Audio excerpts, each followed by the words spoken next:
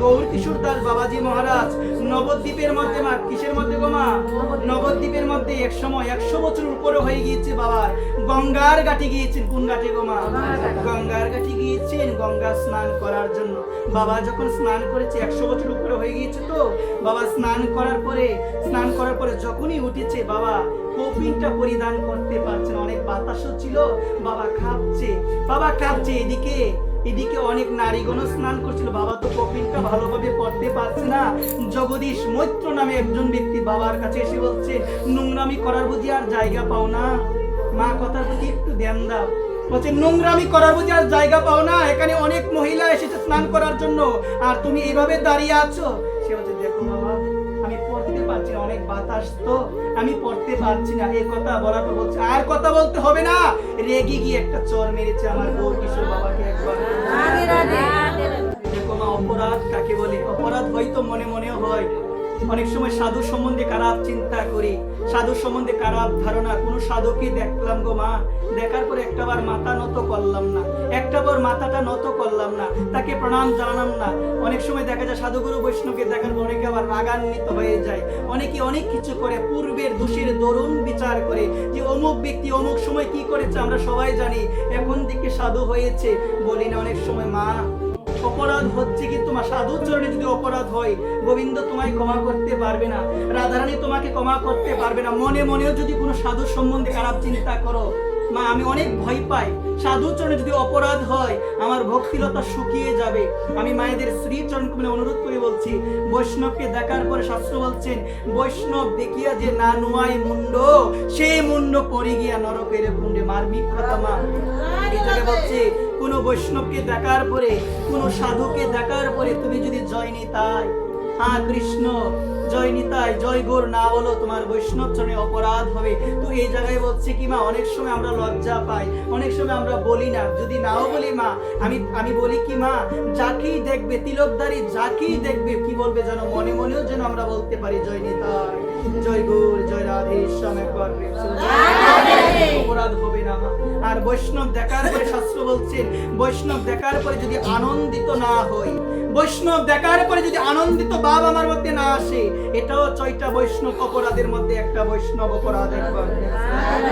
বৈষ্ণব চরণে যদি অপরাধ হয়, তোমার সহস্র কোটি বজনতে পড়ে যায়, বাপ পড়ে যাবে, কোনো লাভ হবে না। আজকে দেখো মা, আমার বাবা সে কি নোংরামি করছে গো মা। সিদ্ধ গৌর কিশোর দাস বাবাজি মহারাজ 100 বছরের উপরে হয়ে গিয়েছে, 100 বছরের উপরে। বাবা বাতাসের জন্য গঙ্গার ঘাটে প্রচুর পরিমাণ বাতাস ছিল, বাবা আমার কপিনটা ভালোভাবে পড়তে পারছে না। ওই জগদীশ মৈত্র নামক এক ব্যক্তি বাবার সঙ্গে খারাপ ব্যবহার করছে, বাবাকে বলছে নোংরামি করার বুঝি আর জায়গা পাও না, এই কথা বলে বাবাকে একটা চর মেরেছে। বাবা কি বললো জানো মা? বাবা বলছে, তোমার মতো বন্ধু এই জগতে আমার আর কি। একটাবার ভাবা যায়, আমাকে যদি কেউ একটা চর মারে আমি কি করব বলো না মা? আমার বাবা এতটা দীনতা মা, ভাবো না, একটাবার চর মেরেছে গো মা। মা চর মারার পর বলছে, তোমার মতো আর বন্ধু নাই, কারণ বন্ধু না হলে কি তুমি আমায় শাসন করতে? বন্ধু না হলে কি তুমি আমার শাসন করতে? মনে একটু ব্যথা পাই নাই মা, মনে একটু দুঃখ পাই না মা। সে দুঃখ পাই না, দুঃখ পেয়েছে একজন, তিনি কে? ভগবান। ভক্তির অঙ্গে আঘাত, ভক্তির অঙ্গে আঘাত, ভক্ত ক্ষমা করে দিল, ভগবান তোমার প্রতি রুষ্ট হয়ে যায়। যখন ভক্ত চরণে যদি অপরাধ হয়, গোবিন্দ তোমায় কোনোদিন ক্ষমা করতে পারবে না। একবার আজকে মা আমার গৌর কিশোর দাস বাবাজি মহারাজকে টাস করে একটা চর মেরেছে। বাবা কি বলছে দেখো, একটু মা রাগান্বিত হয় নাই, একটু তেজ তার মধ্যে নাই, একটু ক্রোধ নাই। বাবা বলছে, তুমি বন্ধু আমার, কারণ বন্ধু না হলে কি তুমি আমার শাসন করতে? এই কথা বলে আমার বাবা চলে গিয়েছে।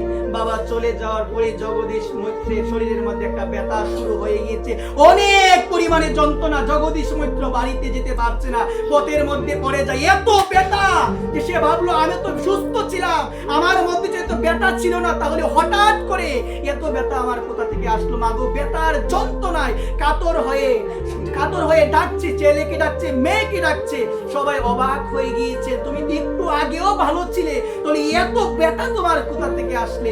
গ্রামের বিজ্ঞজন যখন জগদীশ মৈত্রকে এই কথা বলছেন, এত ব্যথা তোমার মধ্যে কি করে আসলো, এত যন্ত্রণা কি করে আসলো, সে তখন সমস্ত ঘটনা পুনরাবৃত্তি করে সে বিজ্ঞজনদের বলল, একটু আগে আমি গিয়েছিলাম গঙ্গার ঘাটে, গঙ্গার ঘাটে যাওয়ার পরে আমি দেখেছিলাম সিদ্ধ গৌর কিশোর দাস বাবাজি মহারাজ তিনি কপিন পড়ছে। আমি ভেবেছিলাম তিনি নোংরামি করছে। ওই চিন্তা করে তাকে একটা তাপ্পর আমি মেরেছিলাম।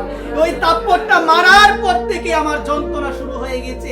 এত কষ্ট হচ্ছে, আমি আর পারছি না। তোমরা দয়া করে তোমরা কৃপা করে যাও একবার আমার বাবার কাছে। আমার বাবাকে গিয়ে বলো বাবা যেন অতি শীঘ্রই আসে আমার বাড়িতে একবার দেখতে। গ্রামের বিজ্ঞজন গো মা সবাই মিলে একত্রিত হয়ে গেল কার কাছে গো মা? গৌর কিশোর দাস বাবাজি মহারাজের কাছে গিয়ে তাকে দণ্ডবোধ প্রণাম জানিয়ে বাবাকে বললো বাবা গো, একটু আগে একজন তো ভুল করে নিয়েছে, তোমার জন্য অপরাধ হয়ে গিয়েছে। বাবা বলল আমি তো কোনো অভিশাপ তাকে দেই নাই, সে তো আমার বন্ধু। দেখো মা, সে তো আমার বন্ধু, কারণ বন্ধু না হলে কি সে আমায় শাসন করতো? তখন সে বলছে বাবা তুমি তো কোনো কিছু করো নাই, অভিশাপ দেও নাই, কিন্তু তুমি হলে ভগবানের সত্য ভক্ত সিদ্ধ মহাত্মা। তোমার জন্য অপরাধ করেছে, তোমাকে তাপ্পর মারিতে তুমি সহ্য করতে পারবে, কিন্তু তোমার আরাধ্য সে তো সহ্য করতে পারবে না, সে তো পারবে না সহ্য করতে। মা তখন বললো বাবা তুমি কৃপা করে আসো না জগদীশ মৈত্রের বাড়িতে। বাবার মধ্যে তো অভিমান নাই। ওমা বাবা তো বলতে পারতো আমাকে মেরেছে, আমি কেন যাবো ওর বাড়িতে? বাবা বলে নাই। বাবা বলছে তাড়াতাড়ি চলো আমি যাই, আমি ওর কাছে তাড়াতাড়ি যাই।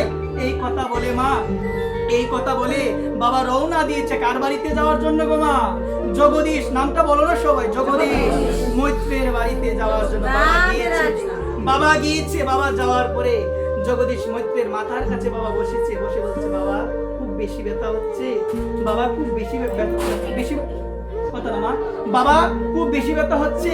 এই কথা বলার পর সে বলছে বাবা আমি আর পারছি না, বাবা আমি আর পারছি না। তখন বাবা দুইটা বাহু তুলে, মা কয়টা বাহু তুলে সবাই বলো? দুইটা বাহু তুলে বলছে বাবা আমি আর পারছি না। তখন সিদ্ধ গৌর কিশোর দাস বাবাজি মহারাজ দুই বাহু তুলে বলছে হানিতাই, আগো তুমি দয়া করো, হানিতাই তুমি কৃপা করো, আজকে সে কষ্ট পাচ্ছে নিতাই, আমি সহ্য করতে পারছি না, তুমি কৃপা করো, তুমি দয়া করো। এই কথা বলে আমার বাবাজি মহারাজ যখন তার মস্তকে হাত বুলিয়ে দিচ্ছেন, তার সমগ্র শরীরে হাত বুলিয়ে দিচ্ছেন, সমগ্র ব্যথা দূরে চলে গিয়েছে।